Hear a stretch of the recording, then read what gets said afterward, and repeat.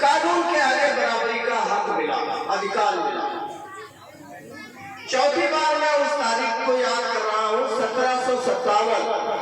1757 के पहले भारत में कोई भी कानून नहीं था, किसी तरह का कानून नहीं था।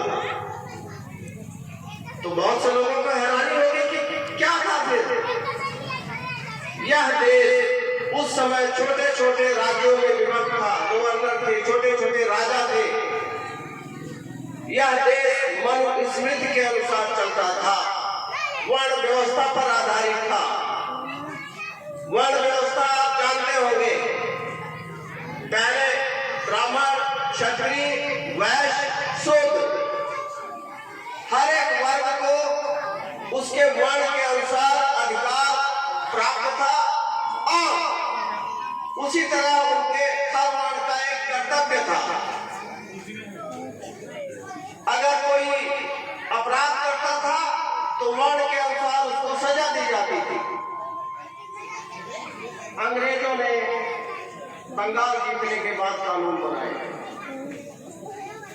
अब मैं दूसरी बात बताता हूं लोगों को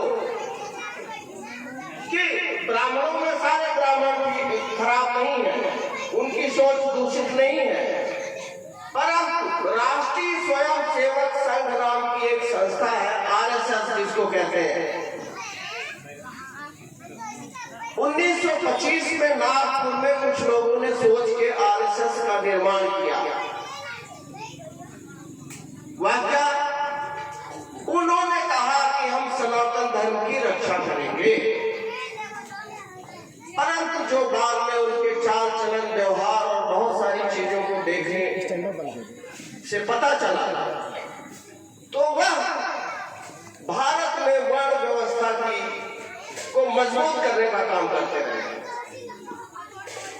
उन्होंने 1925 में देख लिया था, जब अंग्रेजों का शासन था, कि पूरे संसार में जब राजशाही खत्म हो रही है, प्रजातंत्र आने वाला है, तो ऐसी स्थिति में हम लोगों का क्या होगा? हमारा आधिपत्य, हमारे विशेषाधिकार या यहाँ की जनता किस तरह रहेगी? और धीरे धीरे बाद में उन्होंने आते आते 1947 में जब भारत आजाद हुआ तो उन्होंने अपनी एक राजनीतिक पार्टी बनाई जिसका नाम जनसंघ था। जलता हुआ दिया उसका चुनाव निशान था। उन लोगों की सोच थी कि हम